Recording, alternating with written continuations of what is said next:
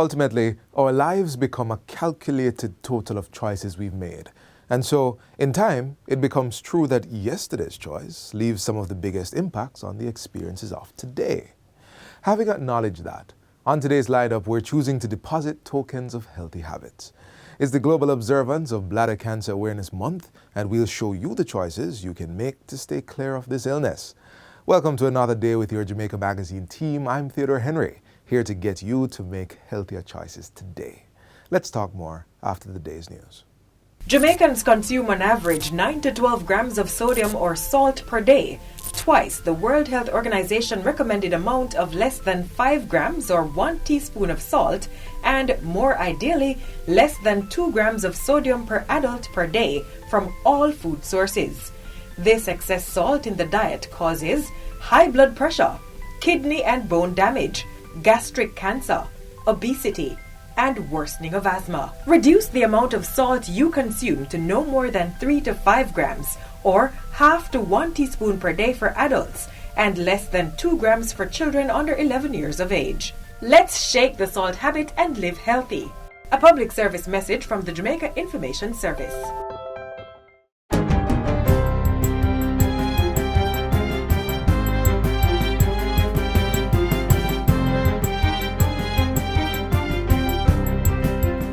Good day, I'm Stephen McHugh, and this is your JIS News for Wednesday, May 4.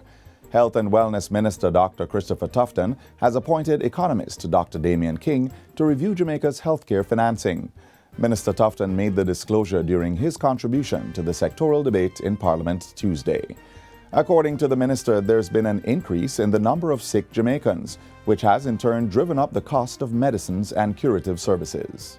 The goal here is to achieve greater public understanding of the challenges of healthcare financing and implications for each of us as individuals, to consult with local and multilateral stakeholders to explore health financing options, and to assist in the advocacy that is necessary to ensure a more sustainable health financing model. Dr. Tufton says Dr. King's work will be complemented by the 2019 Green Paper on a National Health Insurance Plan.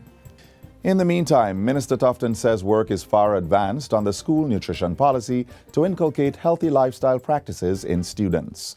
The policy has been approved as a green paper by the Cabinet, and consultations are now being held to move the document to a white paper. We will work to guide and mandate, in some cases, our school cafeterias to prepare healthier options for our children. We must help our children to develop healthier habits, and the school environment, Madam Speaker, is the best place to start. Dr. Tufton says a global school survey for 2017 revealed that obesity was on the rise among young people 0 to 17 years. As part of measures to address this, the school nutrition policy will be coupled with the sugary drink restriction in schools program. The current restriction is 4 grams of sugar for 100 milliliters of fluid. Dr. Tufton adds that the Jamaica Moves initiative will be reinstituted. State Minister Juliet Cuthbert-Flynn will spearhead the wellness program. The Ministry of Health's Code Care Intervention Program will be used to clear up the backlog of 1,000 surgeries. These will be conducted over the next 10 months and will target surgeries of the joints, ears, eyes, nose, and throat, as well as undescended testes. The Health Minister says the program will be executed by the Office of the Chief Medical Officer. It will include utilizing the diaspora of healthcare professionals who visit Jamaica for special surgery sessions to target elective surgeries with the longest wait. We will do so in conjunction with the Ministry of Foreign Affairs and Foreign Trade and our missions overseas, as well as to our National Healthcare Enhancement Foundation. Approximately $300 million will also be provided to repair and, where necessary, maintain operating theaters to operate more efficiently and for longer hours. Government will also partner with private sector health providers to provide surgery and recovery spaces to augment existing facilities. In other news, Police Commissioner Major General Anthony Anderson is attributing recent successes in crime fighting to collaboration with local and international parties. These include the continuation of a high-level investigation into the seizure of $3.8 million, 30,000 Canadian dollars, and 11 kilograms of cocaine with a street value of 88 million Jamaican dollars. One person remains in custody in relation to that seizure. This was the product of quality intelligence and diligent police work. was one of the largest seizures in our policing history, and I can assure you that while others may not be as large, there will be more. Major General Anderson was speaking at the Jamaica Constabulary Force's monthly press briefing yesterday. He said disruption to the illicit drug trade since the start of the year resulted in the arrest of 59 persons and the seizure of several kilograms of cocaine and ganja. In addition, coordinated activities have been ongoing to disrupt lottery scamming and other criminal activities. So far, we have taken 48 persons into custody, arrested 37 persons on reasonable suspicion, charged 8 wanted persons, seized 16 motor vehicles, 21 electronic devices, and 6 lead sheets. We have also seized just over $5,000 and 1 million Jamaican dollars, as well as 2.4 kilograms of cocaine. These operations are ongoing and will be a feature of our policing activities as we assess the environment, continue to develop our intelligence, and align our responses accordingly. The Ministries of Justice and Education and Youth have forged a partnership to expand conflict resolution programs in our educational institutions. Under a Memorandum of Understanding (MOU) recently signed, the Justice Ministry will lead a 2-month restorative justice training program for 3,120 trainees. These will include school educators, administrators, students, and parents over 104 sessions. Minister Delroy Chuck says the initiative will also facilitate a 6-week program to train the justice trainers with the aim of promoting restorative justice practices not only in schools but also homes and communities. We are embarking on a program of support and partnership which I have absolutely no doubt will bear enormous fruit in our schools. Minister Favour Williams says the Education Ministry's Safety and Security in Schools unit will support the initiative by developing the monitoring and evaluation tools. To support and promote the development of trusting relationships between schools, students, and parents, to support an atmosphere of open, honest, and genuine dialogue among all stakeholders. Since 2017, the Restorative Justice Unit has worked with the Ministry of Education to complete over 250 training sessions with almost 4,000 school administrators. And finally, the Ministry of Education and Youth will be embarking on a Fathers Read To campaign starting on Father's Day, June 19. The program is aimed at encouraging fathers to read to their children for half an hour every day. Portfolio Minister Favour Williams made the disclosure Tuesday as the island celebrated Read Across Jamaica Day.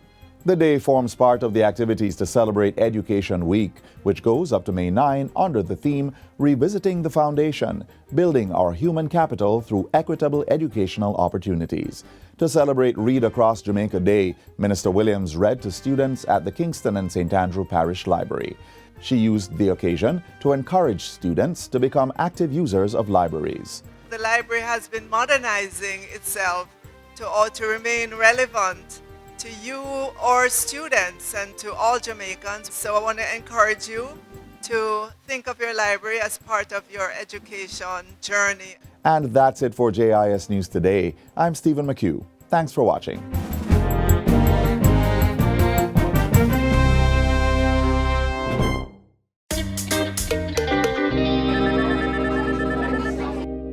Anna, what's up? Girl, me just get someone for jury duty, but me don't want to have anything to do with courthouse. This is your chance to help someone get justice. Plus, you can learn about the court system and serve your country. And since when regular somebody like me get called for jury duty? Well, once you're between 18 and 70, your name is on the voters list, or you have a TRN, them can summon you. Contact the Court Administration Division for further information at 876-754-8337 or visit the Supreme Court website at www.supremecourt.gov.jm. Brought to you by the Justice Undertakings for Social Transformation Program, a project funded by Global Affairs Canada. Good choices are ultimately good investments, so it shouldn't be hard to make the choice to eat healthy and not engage with certain toxins that can cause illnesses like bladder cancer. As we observe Bladder Cancer Awareness Month, our first feature will give you a breakdown of this illness and what you can do to make sure that it is never a part of your experience. According to the World Health Organization's World Health Ranking, someone in Jamaica is more likely to lose their life from prostate cancer, lung cancer, breast cancer, stomach, cervical, liver, uterine, and even ovary cancer before they'll ever go from bladder cancer. Now, the rarity of this illness drafted local statistics at 0.34% of the total number of deaths in the island in 2018. That's only 62 people. But of course, that's 62 people too many, and maybe, just possibly, 62,000 people not having ever heard of this disease until now.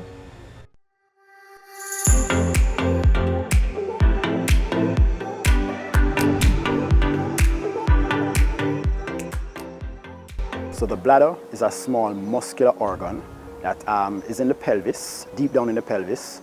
Its purpose is really to store urine. Now, cancer, as has been said before, it refers to the unregulated abnormal growth of cells, and in this case it would be the bladder.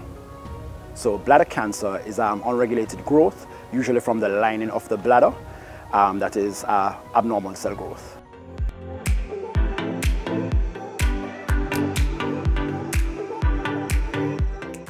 So the signs and symptoms of bladder cancer, usually the commonest sign is usually hematuria. Now what hematuria is blood in the urine.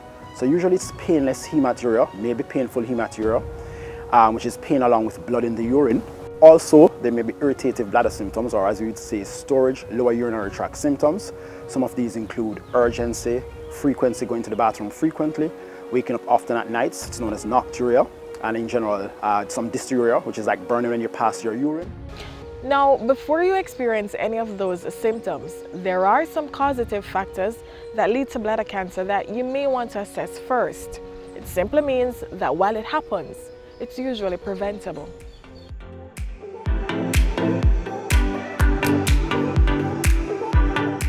The commonest causative factor for bladder cancer is cigarette smoking.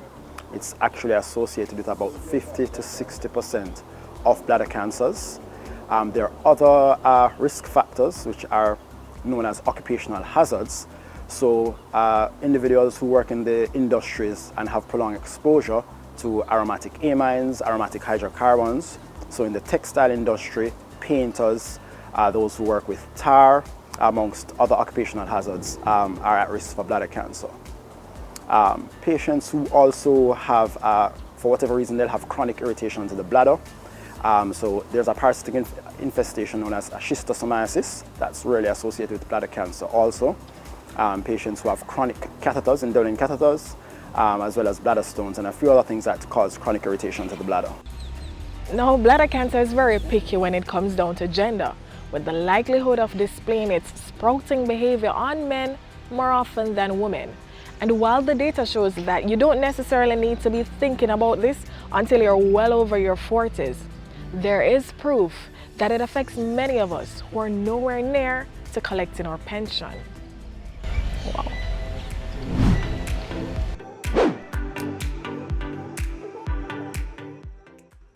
The older you become is the more at risk you are. Usually not before the age of 40 that bladder cancer is seen. It's more common in the 5th to 6th decades of life. 5th, 6th, 7th decades of life.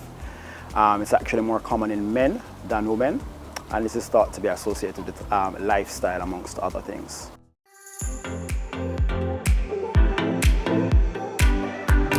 Bladder cancer is very treatable. In fact, most bladder cancers present as organ-confined disease, meaning that they're absolutely curable. The treatment options include definitely surgery.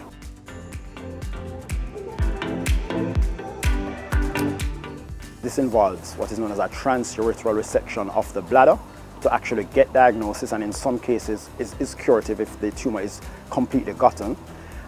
This involves passing instruments through the urethra, which is the opening through which you pass urine from the bladder, and that allows us to see the tumor. It allows us to resect or scrape the tumor away from the bladder wall, and in some cases we may or may not give intravesical immunotherapy or chemotherapy depending on the risk of the disease. But that's usually how bladder cancer is initially treated. So now may be a good time to just pause for a bit and think about the causes, signs, and symptoms of bladder cancer. And if you've been treated from it before, remember to get your regular checkups because bladder cancer has a high recurrence rate. Watching from the sidelines or the confines of a bed can be a bit of a sting for some, piercing for others. So let's go stronger and healthier together by prioritizing our health.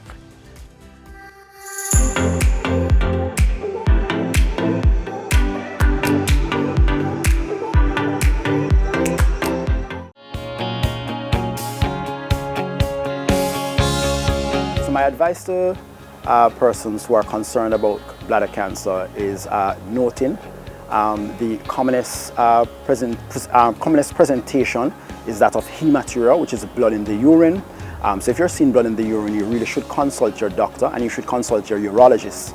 Also, if you're having other urinary symptoms such as urgency, meaning you have that strong desire always to have to rush to the bathroom or going very frequently or getting up often at night, then you really should consult your urologist. If you are in the industries that put you at high risk, then you should be very aware that you're maybe at an increased risk. So if you're a smoker, if you work in the textile industry or you're a painter or any of the other industries with prolonged exposure to chemicals, then you should be very aware of the risk of bladder cancer. And it is something that you should have a conversation and the relevant investigations if you have any other signs or symptoms for bladder cancer.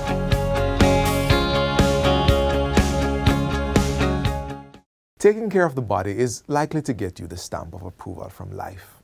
Exercising is another avenue towards the path of healthy choices for your body and also for your mind. Get active with us in this next feature.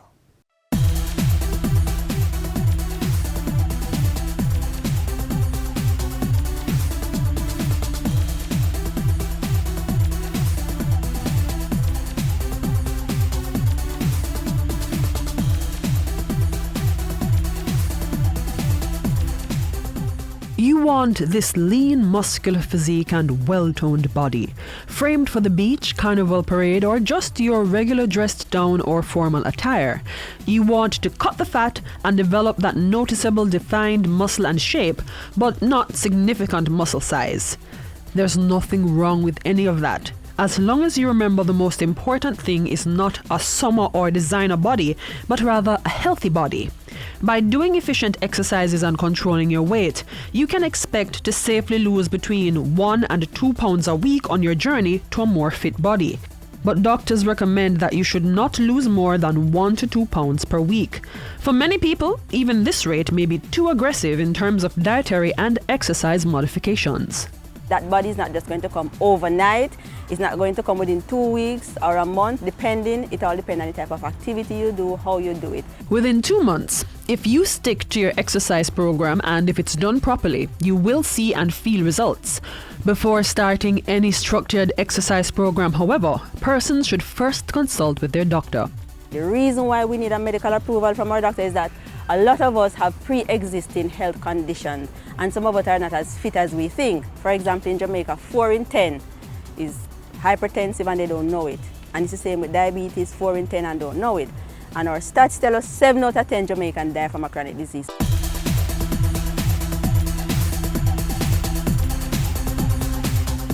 We define physical activity by intensity level and the frequency in which we do it. Frequency meaning how often we do it per week. For example, 2 times per week or 5 days per week.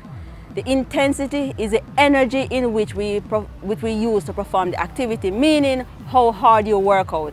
There's 3 levels of intensity: low, moderate, and vigorous. If you want to lose weight, the Ministry of Health recommends 60 minutes of moderate to vigorous exercise 5 days per week. To lose and maintain weight, 90 minutes of moderate to vigorous exercise 5 days per week is recommended.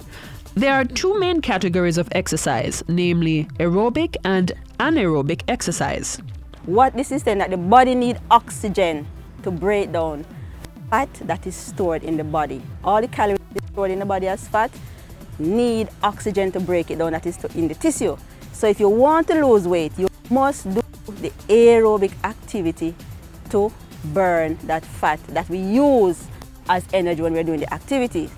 So the type of activities are like swimming, running, dancing. It is normally done for a long period of time. When you decide to lose weight, you want results. Results keep you motivated and on track.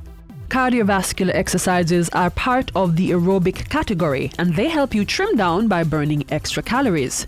While this helps shed excess fat and strengthens your cardiorespiratory system, it won't build the tone in your muscles that you're after. Now, when we talk about anaerobic activity, it is activity that does not need oxygen. It's quick, it's fast, it's snap. So most of the time, that activity will help to tone the muscles that we're looking for. But you cannot tone unless, we lose that fat. So you need to do the aerobic activity, then you do the anaerobic activity, which is like the weightlifting, the squats, the push-ups, the jumping, so that now you lose with aerobic and then you tone with anaerobic. Calories are the name of the game when you're trying to lose weight. Eat fewer calories than you burn and the scale will respond. Generally, we work with a 2,000 to 2,500 caloric intake per day for the general population. But for each person, their caloric requirements is different because we calculate it based on your specific age, your height, weight, gender, and how physically active you are. Females generally eat less because they carry less muscle mass than men, and so they weigh less. The range is different. For someone who is very slim and short, then maybe 1,800 would be a safe amount to save for that person. But for men, 2,100 would be the lower end of the spectrum. You may create a caloric deficit, which will cause you to lose weight, but it's best to work with a balanced diet and exercise. A caloric deficit is when you consume less calories than what you're using for the day. So usually persons try to cut their caloric intake significantly to lose a lot of weight at once, but consuming less than, say, 1,200 calories per day can cause you to have nutritional deficiencies. You can lose muscle and bone, and your body will also go into starvation mode so that you'll stop losing weight altogether. That's a no-no. The best way to slim down and tone up is to combine balanced diet and exercise. And avoid fad diets such as low-carb, high-protein, or anything that deviates from a balanced diet. In Jamaica, we have food-based dietary guidelines that are specific to the Jamaican population, but it's based on the 6 food groups in the Caribbean. So we have food from animals, staples, legumes and nuts, fruits, vegetables, and fats and oils. Losing weight at a rate faster than 1 to 2 pounds per week and regularly skipping meals can leave you feeling extraordinarily hungry so that you binge at the next opportunity, causing weight regain. Plan for 3 balanced meals per day, in addition to 1 or 2 healthy snacks. You want to include foods from all of your food groups. So say for example you're planning for lunch, you want to include either food from animals or a plant-based protein like beans or nuts. You have your staple foods like rice, bread or pasta, your fruits and vegetables that you can include in a salad, and you can put your fats and oils, for example, like in pear or avocado. Healthy snacks are low in fat, low in salt, and low in sugar. So you can have a fruit or vegetables, for example, carrot sticks, or you can use dried fruits and nuts. As a general guide, 1 serving of food from animals is the palm of your hand, a cup of rice is like your fist, and fats and oils is your thumb. That's 1 serving. Losing fat and retaining or building muscle creates a strong, toned appearance. Do strength training activities that focus on all the major muscles and the entire body, upper, mid, and lower body. Plank is a good full body workout which helps to build strength in your core, upper and lower body. Those that focus on the lower body include lunges, using the stairs, leg press and squat exercises that effectively work most of the major muscle groups of the butt, hips and thighs. Some examples of exercises to strengthen the mid-body abdominal muscles include the side twist, traditional crunch, bicycle crunch and exercise ball. You can also try other activities to sculpt your legs, tone your thighs and bottom muscles, waist and abs. Ensure that you hydrate properly. It is good to drink water before, during and after your activity so you don't get dehydrated. Don't wait until you're thirsty, just take your water with you and sip, little sip as you go along. So make sure you work out at an intensity level that suits you, because every one of us are at a different fitness level. Getting and staying fit is a lifestyle change, so you have to make exercise a part of your daily routine and eat a balanced diet daily for a happier, healthier you.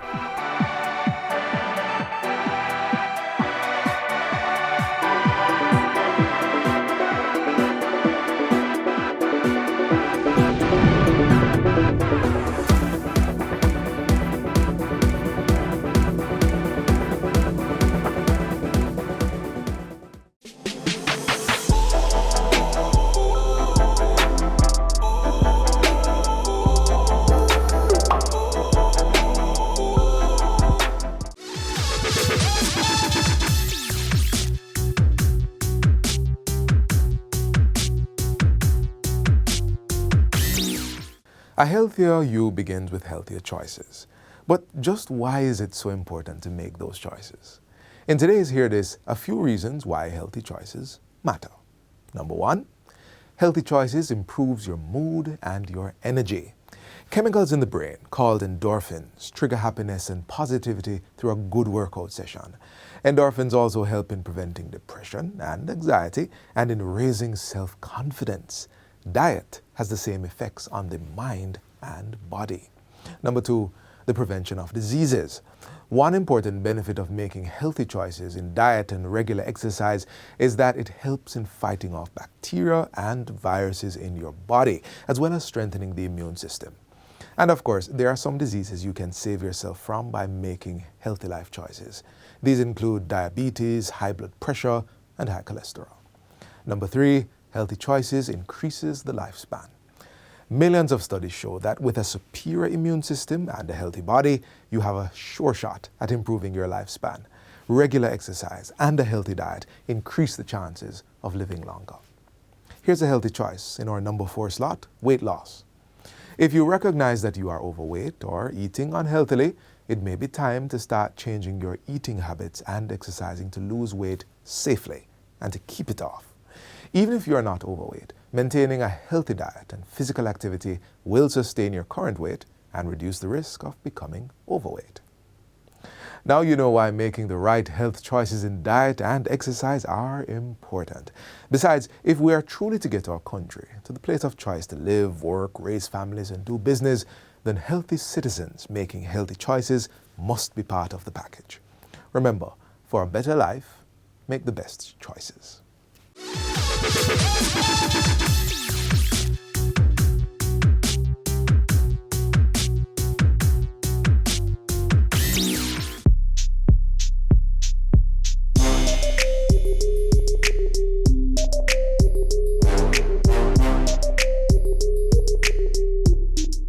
Healthy citizens are the greatest asset any country can have. That's from Winston Churchill. As we seek to continue building out the potential of our country, your participation is important to the mission and the vision. That could be as simple as making a choice to accept and commit to good health. While I leave you with those words, do remember to follow us on Facebook, Instagram, and Twitter, and engage with us on our YouTube channel. Much more content is available on our website, where you can choose to view at your convenience. Look out for a fresh production tomorrow, but until then, from all of us here at the GIS, I'm Theodore Henry. Do take care.